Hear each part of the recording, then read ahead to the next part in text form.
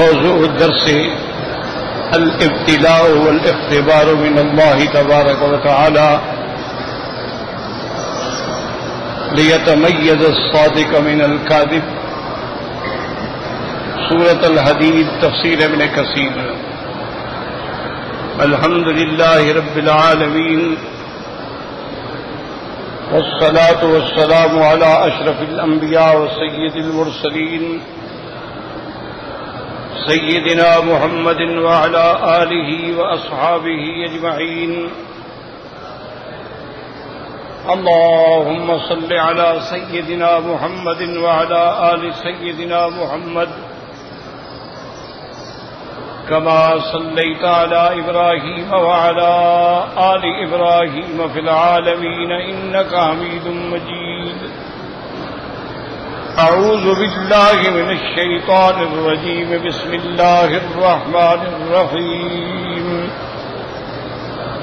ما أصاب من مصيبة في الأرض ولا في أنفسكم إلا في كتاب من قبل أن نبرأها إن ذلك على الله يسير. لكي لا تأسوا على ما فاتكم ولا تفرحوا بما آتاكم والله لا يحب كل مختال فخور. الذين يبخلون ويأمرون الناس بالبخل ومن يتول فإن الله هو الغني الحميد. قال المؤلف والمفسر رحمه الله تعالى: أدام النفع بعلومه وعلومكم في الدارين آمين، إلى أن قال: يخبر تعالى عن قدره السابق في خلقه قبل أن يبرأ البریة. اب مفسر رحمۃ اللہ علیہ ان آیات کی تفسیر فرماتے ہیں کہ اللہ نے اس میں خبر دی ہے کہ ہر چیز اپنی قضاء و قدر سابق میں اللہ مخلوق کے پیدا کرنے سے پہلے لکھ چکے ہیں. وقال ما أصاب من مصیبت فی الارض ولا فی انفسکم ای فی الآفاق وفی نفوسکم. جو بھی مصیبتیں آتی ہیں زمین میں یا تمہارے جسم میں، الا فی کتاب من قبل ان نبرأها من قبل ان نخلق الخلیقۃ ونبرأ النسمہ. اللہ نے ہر چیز جو ہے کتاب میں لکھ رکھی ہے، انسان کے پیدا ہونے سے پہلے، مخلوق کے پیدا ہونے سے پہلے. وقال بعضهم من قبل ان نبرأها عائد علی النفوس. بعض علماء فرماتی ہیں کہ اس ضمیر کا مرجع جو ہے وہ صرف نفوس ہیں.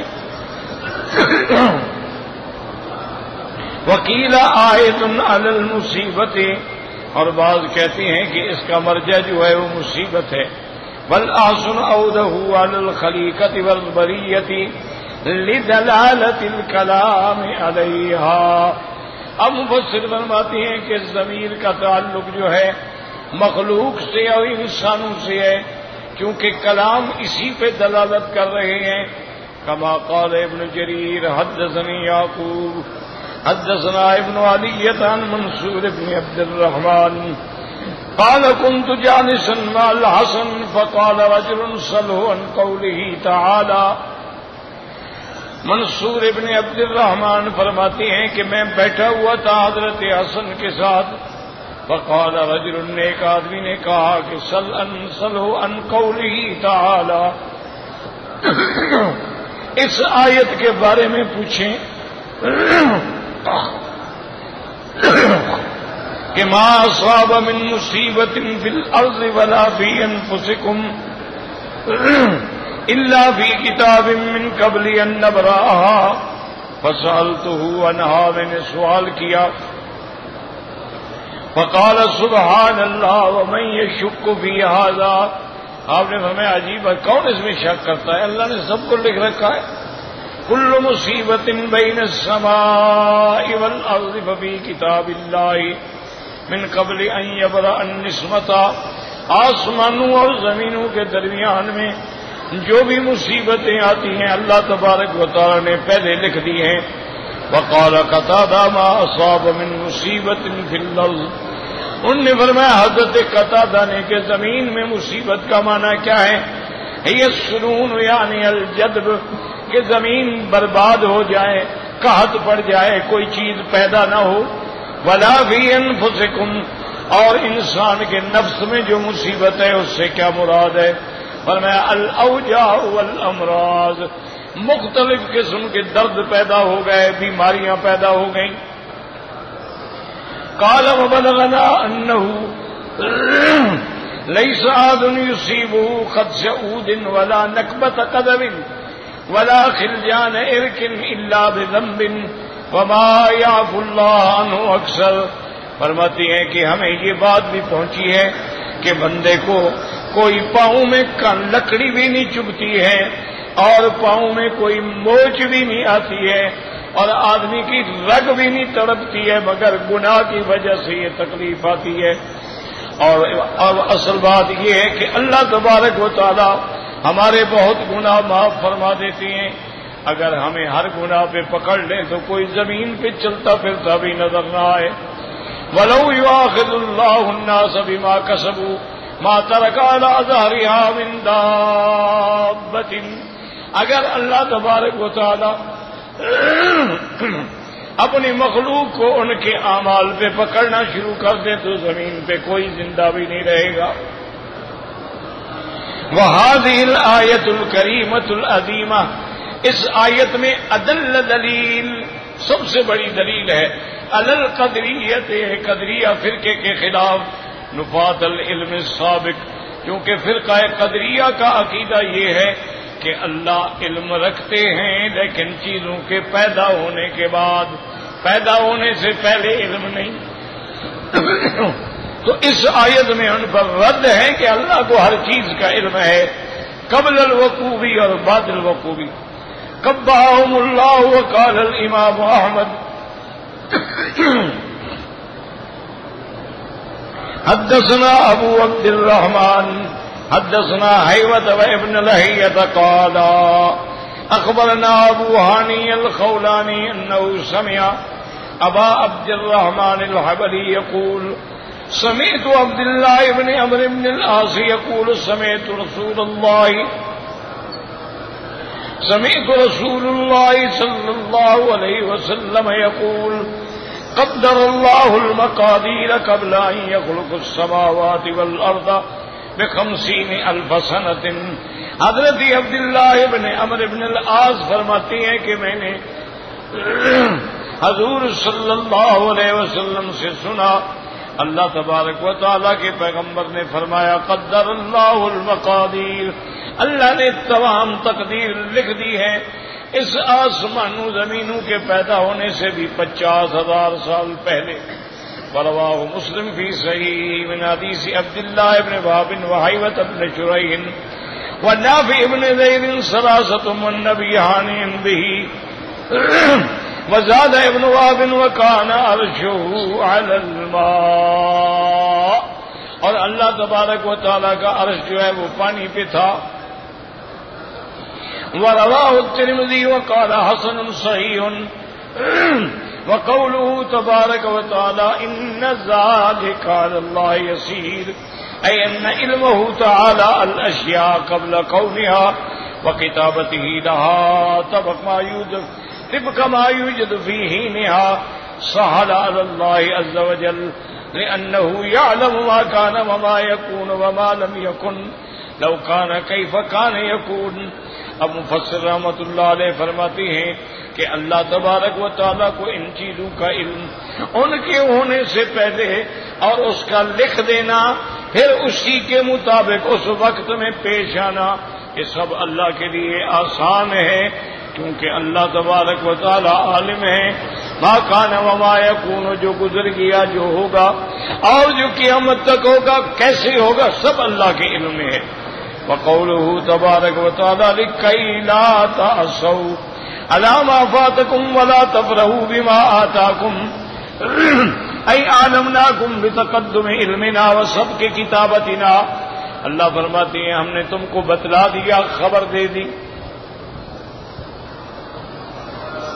کہ ہم نے ہر چیز لکھی ہے تقدیر کے اندر، وتقدیرنا الکائنات قبل وجودها لتعلموا، تاکہ تم جان لو انما اصابکم لم یکن لیخطئکم، جو کچھ اللہ نے لکھا ہے تمہیں پہنچنا ہے وہ ہرگز ایسا نہیں ہو سکتا کہ نہ پہنچے، وما اخطاکم لم یکن لیصیبکم، اور جو اللہ نے لکھا ہے کہ نہ پہنچے تو وہ تمہیں کوئی پہنچا نہیں سکتا ہے، فلا تاسوا علی ما فاتکم لانه لو قدر شیئا لکان، اور جو چیزیں تم سے چلی جائیں ان پہ غم نہ کرو، سب اللہ تبارک و تعالی کی تقدیر کے فیصلے ہیں۔ ولا تفرحوا بما آتاکم ای جاءکم وتفسیر آتاکم ای اعطاکم، بعض علماء نے فرمایا جو آئے اور بعض نے فرمایا جو تم کو اللہ نے دیا ہے، وکلاہما متلازم ای لا تفرحوا علی الناس بما انعم اللہ به علیکم وَإِنَّ ذَلِكَ لَيْسَ بِسَعْيِكُمْ وَلَا كَدِّكُمْ، جو کچھ تم کو ملا ہے یہ بھی اللہ کی نعمت ہے، اللہ کا انعام ہے، اس پہ تم زیادہ اکڑ نہ دکھاؤ بلکہ اللہ کی نعمتوں کا شکر کرو۔ وَإِنَّمَا هُوَ عَنْ قَدْرِ اللَّهِ وَرِزْقِهِ لَكُمْ، یہ اللہ کی تقدیر نے لکھ دیا اور اللہ کا رزق ہے جو تمہیں ملا ہے۔ فَلَا تَتَّخِذُوا نِعْمَ اللَّهِ عَشْرًا بَطَرًا وَتَفْخُرُونَ بِهَا عَلَى النَّاسِ، اللہ کی نعمتوں کے بعد بالکل اکڑ نہ دکھاؤ، بالکل شوخیاں نہ دکھاؤ، یہ سب اللہ کی نعمتیں ہیں جو تمہیں ملی ہیں۔ واللہ لا يحب كل مختال فخور، اے مختال فی نفسہ متکبر فخور علی غیرہ، مختال کا معنی اپنے اندر بھی تکبر ہے اور لوگوں پر بھی بڑائی ظاہر کر، اللہ کو ایسے لوگ پسند نہیں ہیں۔ وقال اکرم لیس احد الا وهو يفرح ويحزن ولكن اجعلوا الفرح شکرا والحزن صبرا، حضرت اکرمہ فرماتی ہیں دنیا میں کوئی بندہ ایسا نہیں ہوتا کہ خوش بھی ہوتا ہے غم بھی ہوتا ہے، لیکن جب خوشی کا موقع ہو تو اللہ کا شکر کرو اور اگر غم کا موقع ہو تو صبر کرو۔ ثم قال تعالی الذين يبخلون الناس ويأمرون الناس بالبخل أي يفعلون المنكر ويحضون الناس عليه ومن يتولى عن أمر الله وطاعته فإن الله هو الغني الحميد۔ اب اللہ نے فرمایا کہ جو لوگ بخل کرتے ہیں اور لوگوں کو بھی منع کرتے ہیں اور لوگوں کو بھی بخل پہ ابھارتے ہیں، لا حول ولا قوت الا باللہ۔ وَمَن يَتَوَلَّ عَنْ أَمْرِ اللَّهِ وَطَاعَتِهِ، جو اللہ کے حکم سے اور طاعت سے انکار کرے، فَإِنَّ اللَّهَ هُوَ الْغَنِيُّ الْحَمِيدُ، اللہ غنی ہے، بے پرواہ ہے، ان کو کوئی نقصان نہیں۔ كما قال موسیٰ علیہ السلام، جیسے کہ حضرت موسیٰ علیہ السلام نے فرمایا ان تکفروا انتم ومن فی الارض جميعا، تم بھی اور ساری دنیا بھی اگر کافر ہو جائے، اللہ غنی ہے، اللہ کو کسی کا کوئی نقصان نہیں۔ اگر ساری دنیا مسلمان ہو جائے تو اللہ کو فائدہ کوئی نہیں، اور ساری دنیا اگر کافر ہو جائے تو اللہ کو نقصان کوئی نہیں۔ ایک اصولی بات یاد رکھیں، اسلام کا فائدہ تمہیں ہے، کفر کا نقصان بھی تمہیں ہے۔ اللہ تو غنی ہے، وہ تو احد ہے، صمد ہے، لم یلد ہیں ولم یولد ہیں، اور وہ تو ہر بات پہ قادر ہیں، جب چاہیں تمہیں بدل ڈالیں۔ یستبدل قوما غیرکم ثم لا یکونوا امثالکم، پھر تمہارا کوئی نشان بھی نہیں ملے گا۔ اب اللہ فرماتے ہیں لقد ارسلنا رسلنا بالبینات وَأَنزَلْنَا مَعَهُمُ الْكِتَابَ وَالْمِيزَانَ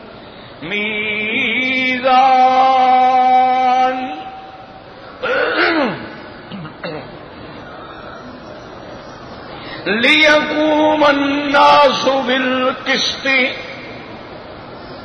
وأنزلنا الحديد فيه بأس شديد ومنافع للناس وليعلم الله من ينصره ورسله بالغيب ان اللہ قوی عزیز۔ اب اللہ تبارک و تعالی نے ایک تو اس سبق میں آپ یہ سمجھیں کہ اللہ نے آخری آیات میں فرمایا تھا کہ اللہ تبارک و تعالی شیخی خورے اور لوگوں پہ بڑائی کرنے والوں کو محبوب نہیں رکھتے۔ اس کے بعد آیت آئی کہ الذین یبخلون ویبخلون ویأمرون الناس بالبخل، کہ لوگ جو خود بھی بخل کرتے ہیں اور لوگوں کو بھی بخل پہ ابھارتے ہیں۔ اس کا پہلی آیات سے کیا تعلق کہ یہاں کوئی بات بخل کی تو چل ہی نہیں رہی۔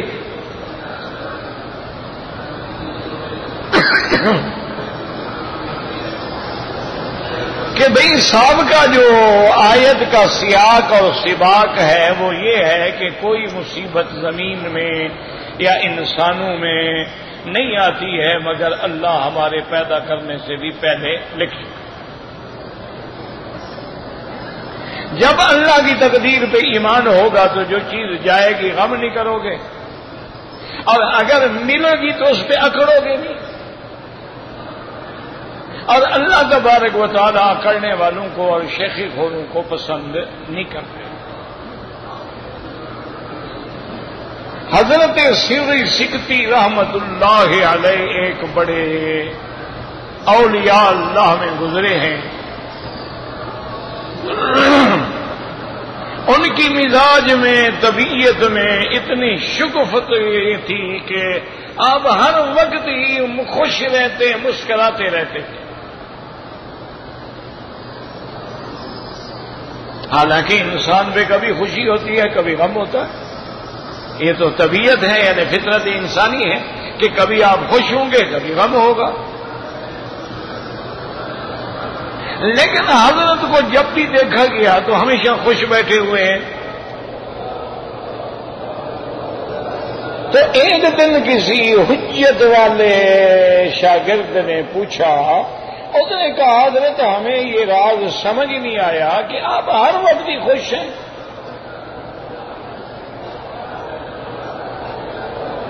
تو انہوں نے ایک عجیب بات کی۔ اصل مصیبت یہی ہوتی ہے کہ اللہ والوں کی باتیں سمجھنے کے لیے بھی اللہ والوں کی صحبت کی ضرورت ہوتی ہے۔ ایک قاعدہ ہے نا جی، اصولی بات ہے نا کہ آپ نے گھڑی بنوانی ہو تو کبھی لوہار کے پاس تو نہیں گئے، آپ نے کپڑا سلوانا ہو تو کبھی درخان کے پاس تو نہیں لے گئے کہ ذرا کپڑا سلائی کر دو۔ تو اللہ والوں کی باتیں بھی وہ لوگ سمجھتے ہیں جن کو اللہ نے اپنا بنایا ہے۔ تو حضرت نے ایک عجیب بات کہہ دی، فرمانے لگے بھی ہم خوش کیوں نہ ہوں، کوئی چیز جو ہے وہ ہمارے منشے کے خلاف ہو ہی نہیں رہی۔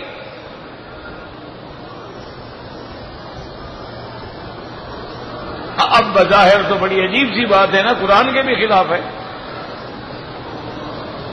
ہمارا منشا کیا مطلب؟ وما تشاءون الا ان یشاء اللہ، تمہارا چاہنا کیا ہے؟ وہی ہوگا جو اللہ چاہتا ہے۔ لیکن حضرت کا یہ کہہ دینا جو ہے، اس لیے بہت سارے لوگوں کو اسی لیے علماء وصیت کرتے ہیں کہ اگر کسی علم کا آپ کو پورا ادراک اور شعور نہیں ہے تو اس کتاب کا کبھی مطالعہ بھی نہ کریں۔ میرے اپنے ساتھ واقعہ ہوا، میں ایک دن پڑھ رہا تھا کتاب، تو حضرت حاجی امداد اللہ مہاجر مکی رحمت اللہ علیہ جو تمام علماء دیوبند کے بھی شیخ ہیں، انہوں نے ایک جگہ لکھا تھا کہ معرفت باری تعالی برآ شخص حرام است کہ خود را از کافر فرہنگ بہتر داند، کہ اللہ کی معرفت اس بندے پہ حرام ہو جاتی ہے جو اپنے آپ کو کافروں سے اچھا سمجھتا ہو۔ اب میں نے پڑھا، میں طالب العلم آدمی، میرا تو دماغ کھول گیا، عجیب بات ہے، یعنی ہم اپنے آپ کو کافروں سے بھی اچھا نہ سمجھیں، کیا بات ہے؟ اللہ نے ہمیں مسلمان بنایا ہے، ومن احسن قولا ممن دعا الی اللہ وعمل صالحا وقال اننی من المسلمین۔ پیغمبروں نے کہا انا اول المسلمین، اور یہ عجیب بزرگ ہیں کہتے ہیں اپنے آپ کو کافر سے بھی بہتر نہ سمجھو۔ میں نے حضرت والد صاحب رحمت اللہ علیہ زندہ تھے، اور میں نے جناب جا کے بڑا عجیب انداز میں، عجیب مزاج میں، میں حضرت یہ کیا ہے، آپ کے پیر ہیں جنہوں نے کیا لکھا ہے؟ والد صاحب کی تو ان سے بیعت نہیں تھی، مانے یہ تھا کہ جن علماء سے آپ نے پڑھا ہے وہ بھی ان کے مرید ہیں، کیونکہ والد صاحب رحمۃ اللہ علیہ نے حضرت شیخ الہند سے اور حضرت مولانا خیر احمد سہارنپوری سے، حضرت مولانا یحییٰ رحمۃ اللہ علیہ سے، مفتی کفایت اللہ رحمۃ اللہ علیہ سے، ان لوگوں سے پڑھے، وہ سارے ان کے مرید تھے۔ تو اس لیے میں نے کہا جی اچھے آپ کے پیر صاحب ہیں، کیا لکھ دیا ہے انہوں نے؟ میں نے کہا کیا لکھا ہے، کیا بات کیا ہے، کیوں تم ایسے پاگل ہو رہے ہیں؟ میں نے کہا ویسے در بلوچ ہی پاگل ہوتا ہے، کوئی اکیلا میں تو نہیں ہوں، بہت تھوڑے ہیں جن کو اللہ نے عقل دیا ہوگا، ورنہ ہمارا میٹر تو گھومتا رہتا ہے نا اکثر۔ میں نے کہا ہے، انہوں نے کہا کہ دکھاؤ یار کیا ہے؟ میں نے کہا یہ دیکھو حضرت کہتے ہیں کہ معرفت باری تعالیٰ اس پہ حرام ہے، اللہ کی معرفت اس کو حاصل ہی نہیں ہوگی اگر اس نے اپنے آپ کو کافر سے بہتر سمجھا۔ تو پہلے تو کتاب لے کے بند کر دی، مجھے کہا کہ پہلے یہ بتاؤ تمہیں کس نے کہا تھا کہ یہ کتابیں پڑھو؟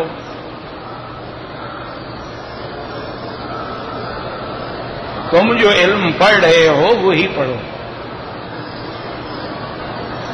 تمہیں جب اس علم سے واسطہ ہی نہیں ہے۔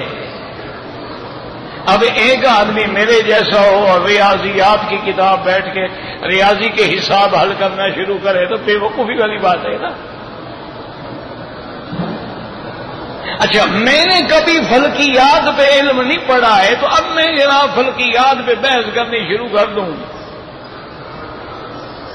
تو بے وقوفی والی بات ہے۔ میں نے طبقات الارض پہ کبھی کتابیں نہیں پڑھی ہیں، اور میں جناب اب زمین کے طبقات پہ بحث شروع کر دوں تو بے وقوف نے کہا بے وقوف تمہیں کس نے کہا کہ کتابیں پڑھو؟ یہ تصوف والے لوگ ہیں، صوفی حضرات ہیں، اور شریعت کا حکم ہے کہ کلام صوفیہ در شریعت حجت نیست۔ تمام علماء نے فیصلہ دیا ہے کہ شریعت کے معاملے میں صوفیاء کی قول جو ہے وہ حجت نہیں ہوتا۔ اور عاشق لوگ ہوتے ہیں، اور عاشقوں سے تو پھر ایسی باتیں ہوتی رہتی ہیں نا۔ اس لیے انہوں نے کہا کہ خدا کے لیے، اب آپ دیکھیں گے کہ شیخ الاسلام ابن تیمیہ رحمہ اللہ نے اپنے کتابوں میں تصوف پہ جو علمی اور تحقیق کا بحث فرمائی ہے، وہ کوئی سمجھنے کے لیے بھی تو پہلے عالم چاہیے نا۔ باقی انہوں نے کہا بات سنو، ہمارے پیر نے ٹھیک لکھا ہے، تمہارا دماغ خراب ہے۔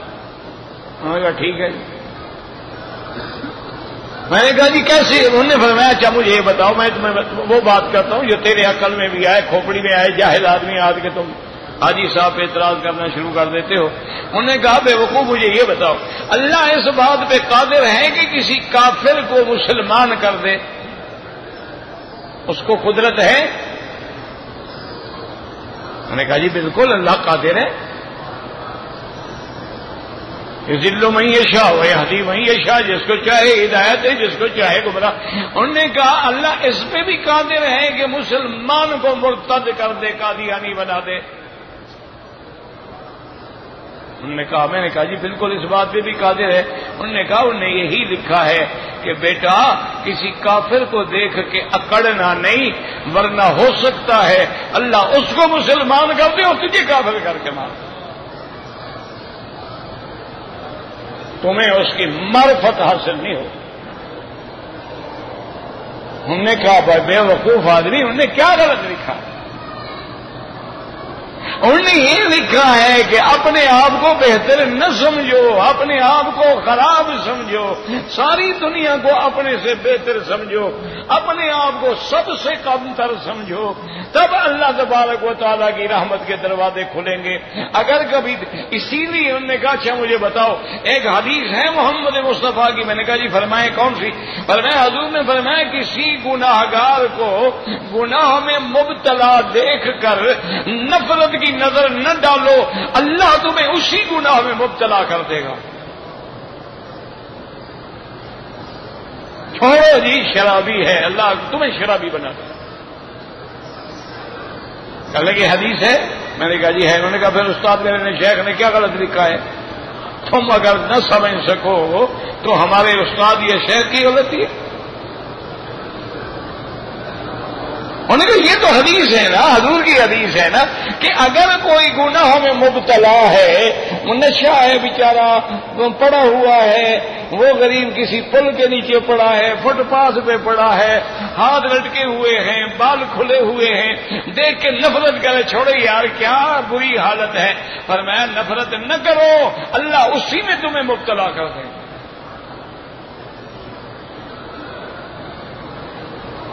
بیچارہ گناہ میں مبتلا ہے، وہ بھی تو بیمار ہے، بیمار سے رحم کیا جاتا ہے، بیمار سے نفرت تو نہیں کی جاتی۔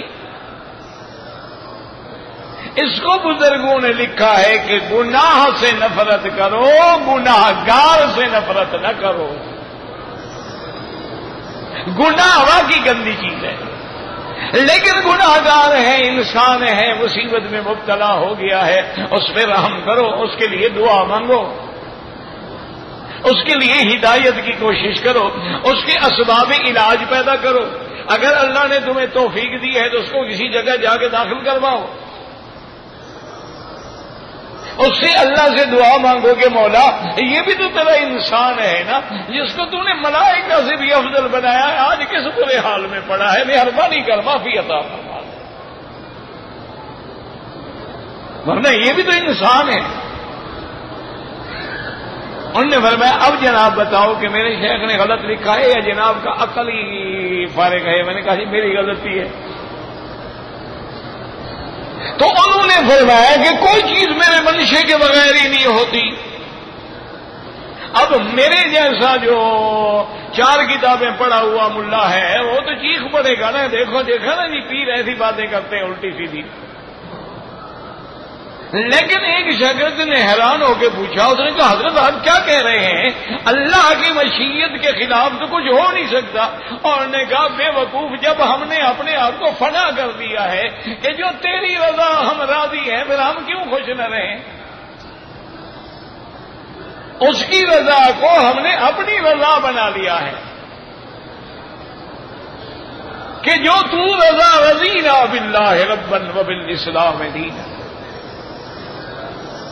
اسی لیے جب حضرت عمر پہ حضور ناراض ہونے لگے، حضرت عمر تورات دیکھ رہے تھے اور حضور صلی اللہ علیہ وسلم کا چہرے مبارک پہ غصے کے آثار آئے، سیدنا ابو بکر حضور کے چہرے مبارک کو دیکھ رہے تھے، تو حضرت ابو بکر نے فرمایا ثقلت کا امک یا عمر، عمر کاش تمہاری ماں نے تمہیں جنا نہ ہوتا۔ دیکھتے نہیں ہو حضور کا چہرہ مبارک متغیر ہو رہا ہے۔ اب یہ فرق تو عاشقوں کو پتہ لگتا ہے نا، آپ کو ہمیں تو نہیں لگتا نا۔ اس لیے علماء نے لکھا ہے نا کہ عمر اور ابو بکر میں یہی تو فرق تھا۔ بات سمجھو، انہوں نے لکھا یہی تو فرق تھا، عمر کی نظر تورات پہ تھی، ابو بکر کی نظر چہرہ محمد مصطفیٰ پہ۔ اللہ اکبر اللہ اکبر اللہ اکبر. دعا کریں اللہ ہمیں بھی سرکار دو عالم کی محبت، دل سے دعا کریں. آپ مسافر ہیں، اللہ کے مہمان ہیں، اللہ کے دروازے پہ آئے ہیں. دعا کریں اللہ ہمیں حضور کی محبت نصیب کرنا.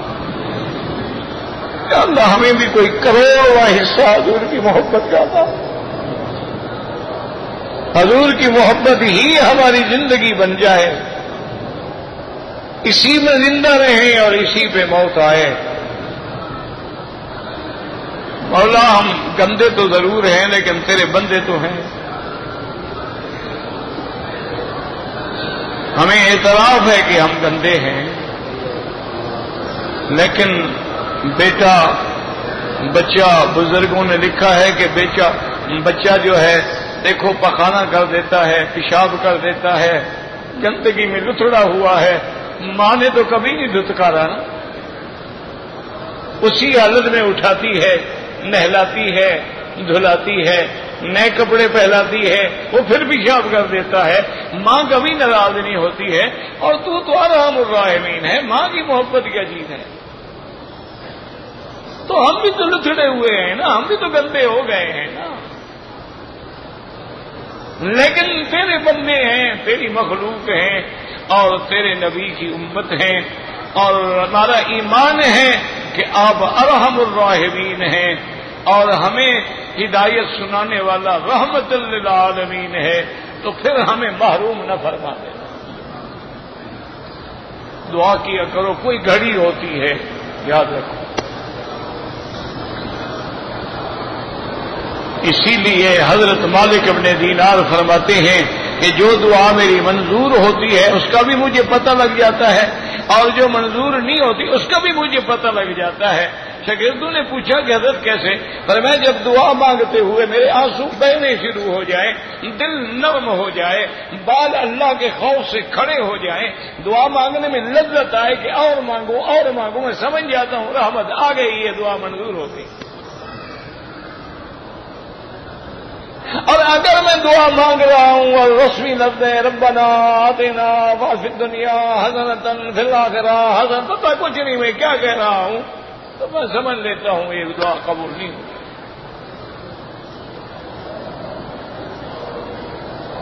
اللہ اکبر اللہ اکبر اللہ اکبر. تو اس لیے علماء نے نقطہ نکالا ہے کہ عشق ابو بکر دیکھو نا،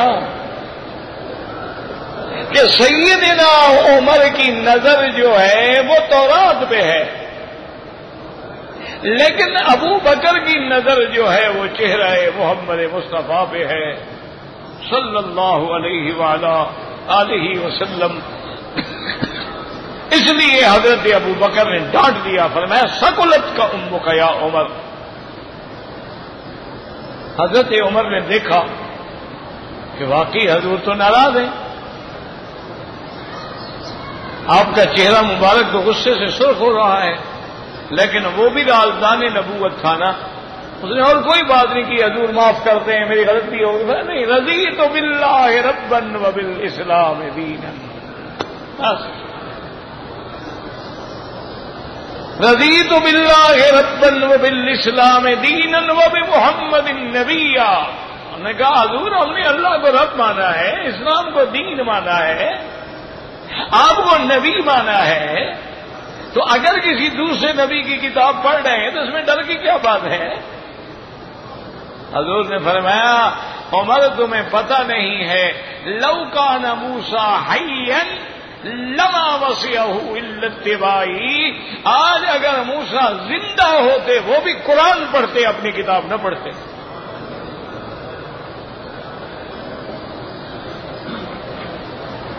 تو یہ ایک باتیں ہوتی ہیں اہل اللہ کی، ان میں راز ہوتے ہیں، کنایات ہوتے ہیں، لیکن ہمیشہ یاد رکھو شریعت کے اندر حجت اللہ کا قرآن ہے.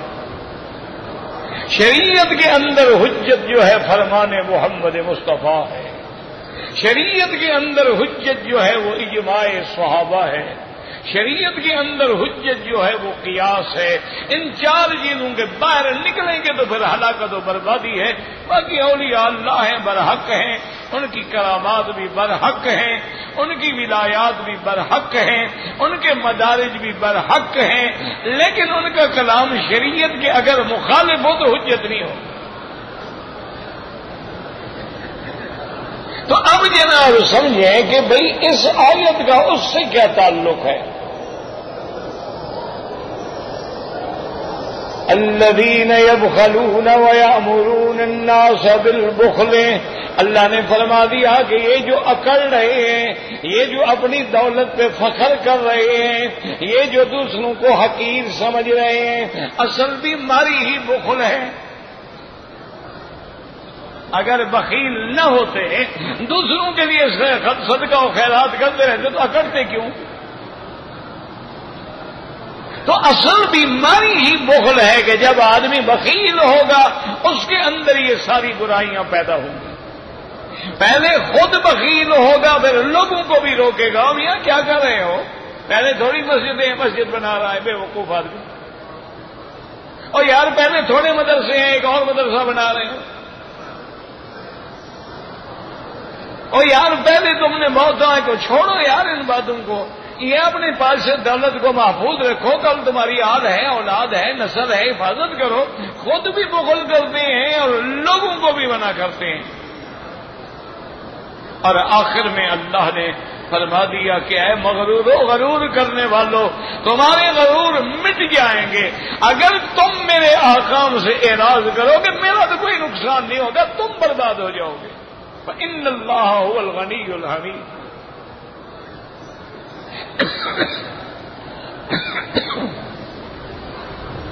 ان تمام چیزوں کے بعد اب اللہ نے ارشاد فرمایا ہے کہ لقد ارسلنا رسلنا بالبینات واللہ اعلم.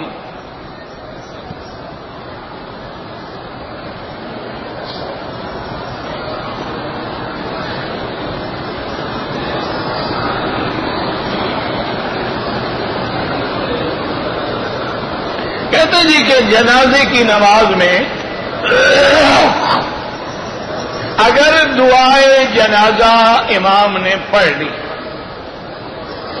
اور ہم آخری تکبیر میں ملے تو اب ہم کیا کریں گے؟ کچھ بھی نہیں کریں گے، تکبیریں کہہ دیں گے. دعا تو ضروری نہیں، اصل تو تکبیریں ہیں. اصل جو ہے وہ تکبیرات ہیں. اب ہمیں آخری تکبیر ملی ہے، جب امام سلام پھیریں گے تو اللہ اکبر اللہ اکبر اللہ اکبر السلام علیکم. بس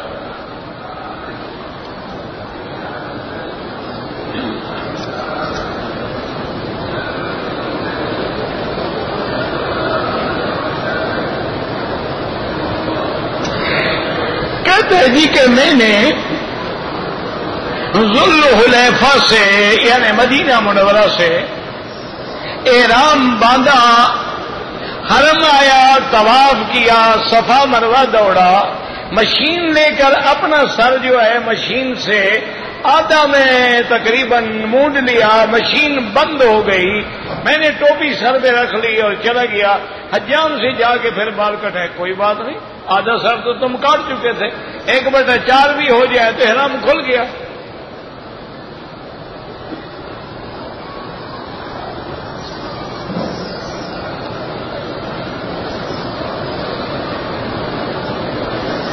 کہتے ہیں جی کہ بحرین سے میں نے احرام باندھا. جدہ ایئرپورٹ آنے کے بعد میں نے دیکھا کہ لوگ غسل کر رہے ہیں تو میں نے بھی غسل کر لیا، کوئی بات نہیں. اگر تم نے خوشبو والا صابن استعمال کیا ہے یا خوشبو والا شیمپو استعمال کیا ہے پھر تو ایک بکری دم پڑ گئی. ایسے پانی سے نہا لیا، کوئی بات نہیں.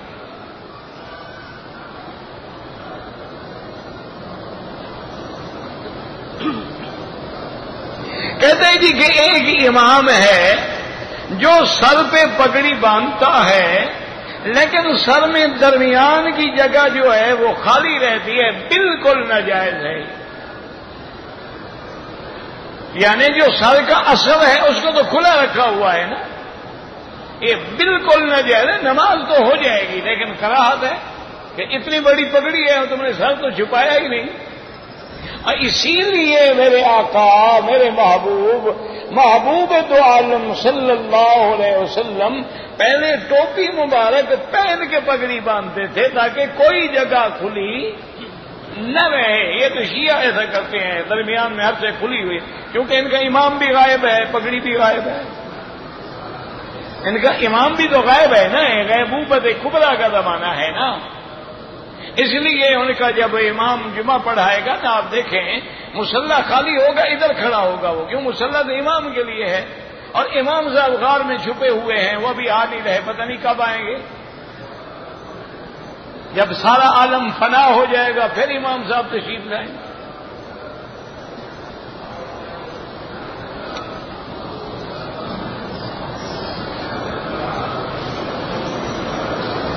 میں نے 5 دن مکہ مکرمہ میں رہنا ہے اور 4 دن مدینہ منورہ میں. آپ مسافر ہیں, آپ قصر پڑھیں گے, فرض جو ہے وہ 2 پڑھیں گے, سنت نفل معاف ہے. لیکن پڑھنا چاہیں بالکل پڑھیں, ثواب ہے. اور آدمی قسمت سے حرمین میں آتا ہے کیوں چھوڑے, ورنہ اللہ کی رخصت ہے, اللہ کی طرف سے معاف ہے.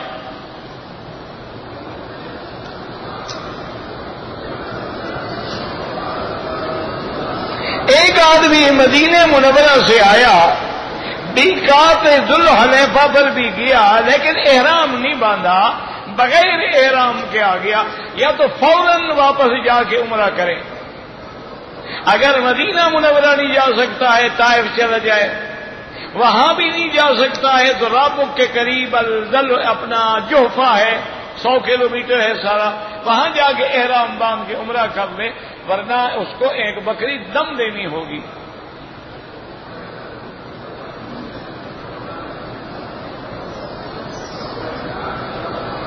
کہتے ہیں جی کہ میں عمرے میں پہلی دفعہ آیا ہوں تو کعبۃ اللہ پہ جو پہلی نظر میں دعا مانگی جاتی ہے میں نہیں مانگ سکا. کوئی بات نہیں, اب بھی جب باہر سے آؤ گے تو پہلی نظر ہوگی, مانگ لینا. تو کیا ہے,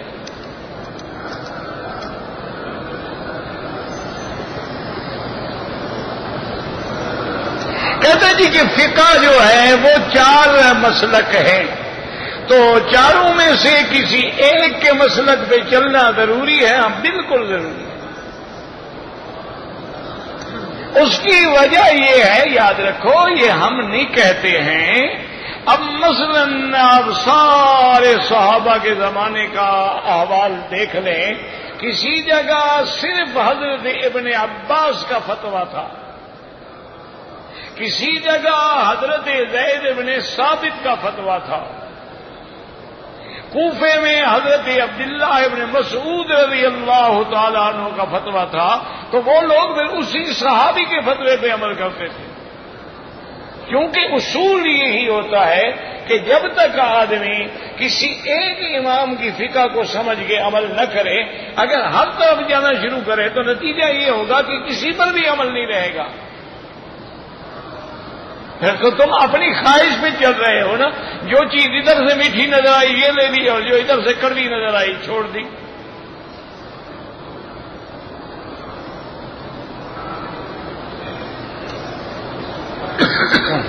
ویسے بھی دیکھو اللہ نے ہمیں عقل بھی دیا ہے. اب ہم الحمدللہ نماز پڑھتے ہیں, امام ایک ہوتا ہے یا 4 ہوتے ہیں؟ ہاں جی, اگر 4 امام ہوں, ایک رکوع میں ہو ایک سجدے میں, تو ہم کہاں جائیں؟ نہیں, اللہ نے عقل بھی تو دیا ہے نا, کوئی بھوسا تو نہیں بھرا ہوا نا بھائی. آخر اگر 4 امام ہوں, اسی لیے مقتدی تو 4 ہو سکتے ہیں لیکن امام ایک رہے گا. بیویاں تو 4 ہو سکتی ہیں لیکن خاوند ایک ہی رہے گا. اگر خاوند بھی 4 ہوں تو پھر بچہ کس کا ہوگا؟ اللہ کی حکمت ہے نا ہر چیز میں. ایک آدمی فوت ہو گیا ہے اس کے لیے بالکل آپ دعا کریں، عمرہ کریں، انشاءاللہ اللہ ثواب دیں گے۔ اگر داڑھی ایک مشت سے کم ہو تو سنت کے خلاف۔ ائمہ اربعہ کا اتفاق ہے کہ سنت جو ہے قبضے کے برابر ہے۔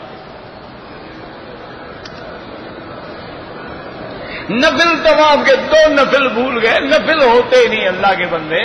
جب طواف نفل شروع کر لو پھر کون سا نفل ہے؟ وہ تو واجب ہو گیا۔ اور اس کے بعد بھی 2 رکعت جو ہیں وہ واجب الطواف ہیں۔ یہ تو لوگوں نے بنا رکھا ہے نفل نفل نفل، تو کسی کے نزدیک نہیں، زبان پہ چڑھ گیا انہوں نے کرنا ہے۔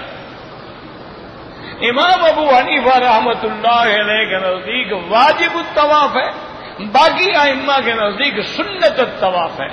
اب دونوں میں فرق کیا ہوگا کہ باقی ائمہ کے نزدیک اگر ایک آدمی نے طواف کیا ہے 2 رکعت نہیں پڑھی ہے، وہ کہتے ہیں طواف ہو گیا، سنت کا ثواب نہیں ملا اس کو۔ لیکن امام حنیفہ فرماتے ہیں نہیں، واجب چھوڑا ہے، ہر حال میں 2 رکعت پڑھنی ہوگی۔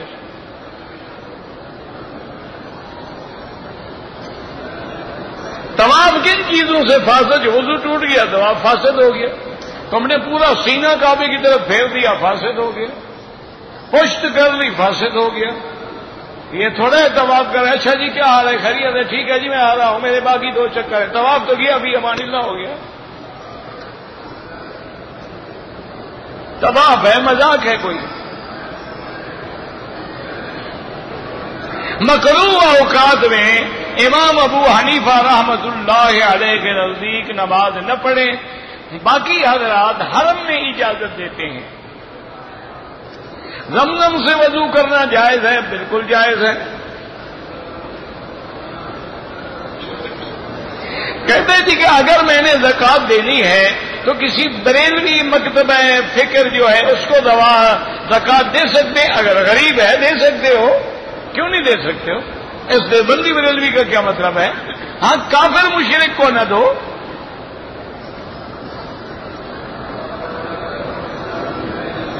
اگر دم پڑ گیا لیکن مجھے بعد میں پتا چلا تو پاکستان سے کسی کو پیسے بھیج دو، دم کرا دو۔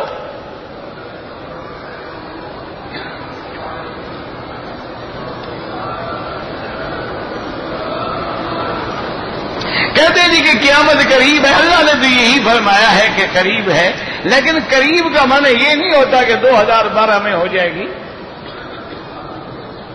قریب دیکھو نا، حضور نے اپنے زمانے میں بھی فرمایا تھا نا کہ قیامت قریب ہے، انا والساعۃ کہاتین، کہ میں اور قیامت ایسے ملے ہوئے ہیں کہ وہ میرے بعد نبوت ہی نہیں ہے، آخری نبی ہے، تو اب تو قیامت ہی آئے گی، لیکن 1400 سال گزر گئے۔ قریب کا معنی یہ نہیں ہوتا۔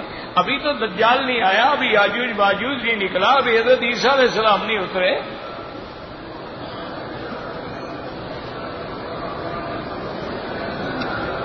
اگر بچے کے بال تھوڑے کٹے کوئی حرج نہیں، بڑا جو ہے وہ سارے سر پہ اس طرح پھروائے، یا 1/4 حصہ بال کٹ جائیں۔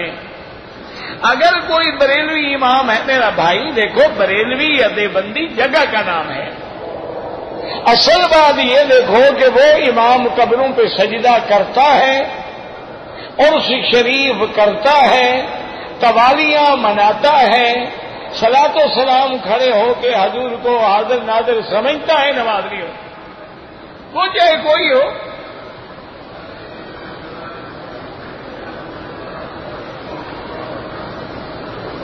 کہتے جی کہ کعبہ شریف کے دھاگے توڑ کے لے جاتے ہیں، شکر کرو تمہارے بس میں نہیں، تم کعبہ ہی لے جاؤ۔ ویسے تو خیر ماشاءاللہ مسلمان نے ترقی کی ہے، اس دفعہ جب میلاد بنایا گیا نا، حضور کے روضہ بھی بنایا گیا، کعبہ شریف بھی بنایا گیا ماشاءاللہ۔ پہلے ہم شیعہ کے روضے سے تنگ تھے، اب انہوں نے اور شروع کر دیا۔ ساری دنیا کے روضے اپنی جگہ ہیں، یہ گھر گھر لے آتے ہیں۔ عجیب عقل ہے، کیا منطق ہے، اللہ سے دعا کرو اللہ ہدایت۔ وہ بھی بیچارے محبت میں کر رہے ہیں لیکن پٹری سے اترے ہوئے، اللہ ان کو صراط مستقیم نصیب فرما دے۔ کسی سے کوئی جھگڑا تو نہیں، وہ بھی عشق نبی میں کر رہے ہیں، لیکن میرے محترم اگر یہ دلیل عشق ہوتی تم ابو بکر سے بڑے عاشق نہیں ہو۔ تم حضرت عمر عثمان و علی حسن حسین سے بڑے عاشق نہیں ہو. سب سے پہلے وہ میلاد بناتے اور نانے کا روزہ لے کے ہر جگہ جاتے. یہ تم نے رواج بنا دیا ہے. اور یہ میلاد جو ہے یہ تو اصل میں عیسائیت ہے.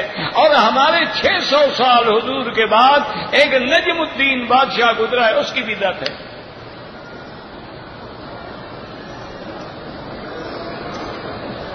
کہتے ہیں جی کہ وادی جن میں گاڑی خود چلتی ہے, میں تو نہیں گیا, آپ تجربہ کرنے جا کے دیکھ لیں, ہوگی اللہ عالم. او بابا کوئی جن شن نہیں ہوتا. بعض پہاڑوں میں میگنیٹ کشش ہوتی ہے, مقناطیس کی کشش ہوتی ہے, اور چونکہ وہ مقناطیس کا پہاڑ ہے تو جب لوہے کی چیز ایک حد کے اندر آئے گی وہ کھینچ لیتا. بڑے بڑے بحری جہازوں کو سمندر کے اندر کھینچ لیتے ہیں. سمندر کے اندر پہاڑ ہوتے ہیں اور بڑے بڑے جہاز جو ہیں ان کو کھینچ کے تباہ کر دیتے ہیں. اگر کسی بزرگ کی قبر کے لیے سفر ناجائز ہے, لیکن اس شہر میں آپ موجود ہیں, بالکل زیارت کریں. یعنی یہاں سے سفر کر کے جائیں جی اجمیر شریف جا رہا ہوں, یہ ناجائز ہے. لیکن اگر آپ اجمیر میں ہیں اور جائیں, بالکل سنت ہے. حضور پاک شہداء احد کی زیارت کے لیے نہیں جاتے تھے.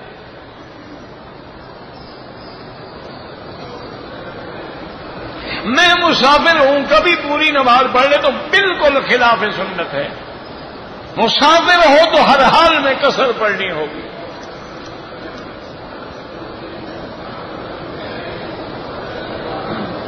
کہتے جی کہ اس دور میں انٹرنیٹ پہ نوجوان نسل جو ہے وہ تباہ ہو رہی ہے. آپ مقابلے پہ آئے نا, انٹرنیٹ پہ اچھی چیزیں ڈالیں. مقابلہ تو تب ہوگا نا. اب دیکھو پورا سیاست جو ہے وہ انٹرنیٹ پہ موجود ہے. پوری فقہ علی المذاہب الاربعہ جو ہے وہ انٹرنیٹ پہ موجود ہے. پورا علم المیراث جو ہے وہ انٹرنیٹ پہ موجود ہے. بڑے بڑے علماء کی ساری تقریریں انٹرنیٹ پہ موجود ہیں. آپ بھی مقابلہ اس سے کریں گے, ان ہتھیاروں سے مقابلہ کریں گے جو دشمن استعمال کر رہا ہے. آپ کی کوئی ویب سائٹ کہتے ہیں ویب سائٹیں, لوگوں نے خود بنائی ہیں. مجھے تو نہ ویب کا پتہ ہے, نہ سائٹ کا پتہ ہے, نہ مجھے ہارڈ ویئر کا پتہ ہے, نہ سافٹ ویئر کا پتہ ہے. لوگوں نے کھولی ہوئی ہے ویب سائٹ شیخمکی.com کے نام سے, مل جاتی ہے. ہر روز کی تقریر اس پہ آ جاتی ہے.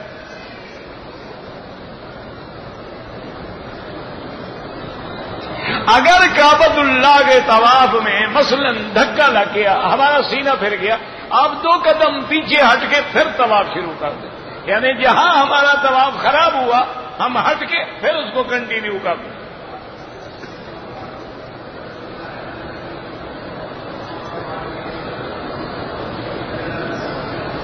کہتے جی کہ مسلمانوں کا قبلہ تو ہوا خانہ کعبہ. خانہ کعبہ کا قبلہ کون ہوا؟ پتھر نماز پڑھتا ہے کہ اس کو بھی خانے کے اس قبلے کی ضرورت ہے. اور جاہلوں نے بنایا ہوا نا کہ ہمارا ہے قبلہ اور قبلے کا قبلہ محمد مصطفیٰ. تو حضور ہمیشہ ادھر نماز پڑھتے رہے یا ادھر پڑھتے رہے؟ یہ جاہلوں کی باتیں ہیں. یہ دین کی بات ہے. پتھر بھی نماز پڑھتا ہے, اس کو بھی کعبہ چاہیے. اور جب یہ تھا ہی نہیں, ابراہیم علیہ السلام نے بتایا ہم کوئی اس پتھر کے پجاری ہیں, ہم تو اللہ رب البیت کو سجدہ کرتے ہیں, اس کعبے کو سجدہ نہیں کرتے. ہم آج خدا نہ کرے کعبہ گر جائے, ہم سجدہ چھوڑ دیں گے.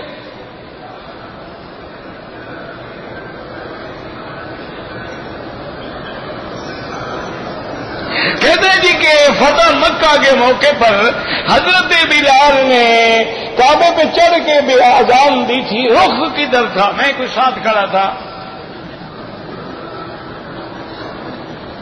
نہیں, میں حضرت بلال کے ساتھ تھا.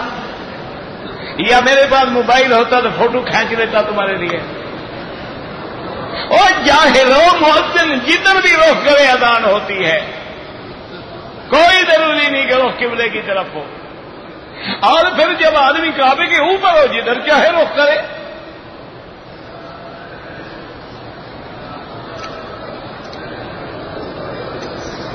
اللہم اجرنی فی مصیبتی، ٹھیک ہے، واخلف لی علی کل غائبۃ لی منک بخیر، والحقنی کے لفظ نہیں پڑے ہوئے نے. دوران طواف جو ہے نظر نیچے رکھنی چاہیے، کعبۃ اللہ پہ نہ ہو، حجر اسود کے وقت سامنے ہو. بسم اللہ اللہ اکبر. اذان کے بعد جو دعا ہے ہاتھ اٹھانا کوئی ضروری نہیں، اٹھا لیا تو منع بھی نہیں، کیونکہ دعا میں ہاتھ اٹھانا بھی ثابت ہے، نہ اٹھانا بھی ثابت ہے، اکیلے دعا بھی ثابت ہے، مل کے دعا کرنا بھی ثابت ہے.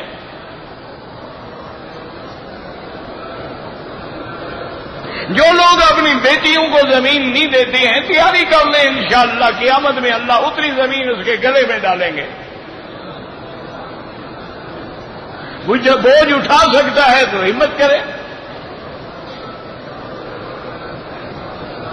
کہتے ہیں جی کہ سپیکر کی آواز کیوں اونچی نہیں کرتے؟ انہوں نے قسم کھائی ہوئی ہے. کیا کریں؟ ان کی قسم تو میں تو نہیں توڑوا سکتا. میں نے کہا اور اونچا کر دو، انہوں نے آواز اور کم کر دی. میرا گلا بیٹھ گیا 2 دن سے. انا للہ و انا الیہ راجعون. بس یہ پڑھ لیا کریں اور کوئی حل نہیں. اللہم اجرنی فی مصیبتی.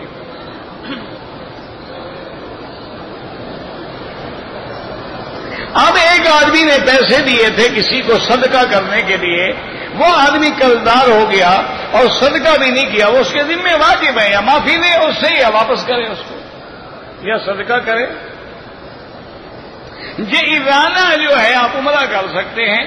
میقات الگ بات ہے، سمجھا کرو. میقات جو ہے وہ طائف ہے، وادی سعید ہے، قرن المنازل ہے. یہ ارانہ حد حرم سے باہر ہے.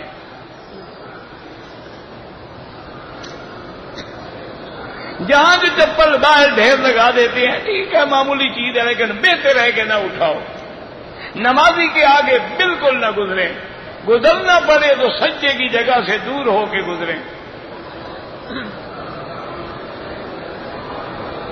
کسی حدیث میں نہیں ہے کہ مارنے والے اور مرنے والے جو ہیں دونوں جہنمی ہیں. وہ تو حضور نے فرمایا کہ اگر 2 مسلمان ایک دوسرے کو مارنا چاہتے ہیں تو وہ کلاہما فی النار، دونوں جہنمی ہیں. تو صحابی نے پوچھا یا رسول اللہ مارنے والا تو جہنمی ہے لیکن مرنے والا کیوں جہنمی ہے؟ آپ نے فرمایا یہ بھی تو اس کو مارنا چاہتا تھا نا، یہ مار نہیں سکا، اس نے مار لیا، اور نیت کی وجہ سے دونوں جہنم میں چلے گئے. ہمارے جو غریب مر رہے ہیں وہ تو مظلوم ہیں، ان کو تو پتہ ہی نہیں ہے. وہ علامات قیامت ہیں. حضور نے فرمایا کہ میری امت پر ایک وقت ایسا آ جائے گا لا یدری القاتل، قاتل کو بھی پتہ نہیں ہوگا میں قتل کیوں کر رہا ہوں، اور مقتول کو بھی پتہ نہیں ہوگا کہ میں کیوں قتل ہو رہا ہوں، میرا جرم کیا ہے. اب دیکھو نا جی کہ اللہ معاف کرے، ابھی ہم کوئی 2 دن پہلے ایک بزرگ تھے سخی سرور کے نام سے مشہور تھے، وہاں حادثہ ہوا. پتہ نہیں 50 آدمی بیچارے مارے گئے. انا للہ و انا الیہ راجعون. یاد رکھو ہم مولوی غریب لوگ ہوتے ہیں، طالب علم ہوتے ہیں، ہماری تو کوئی حیثیت نہیں.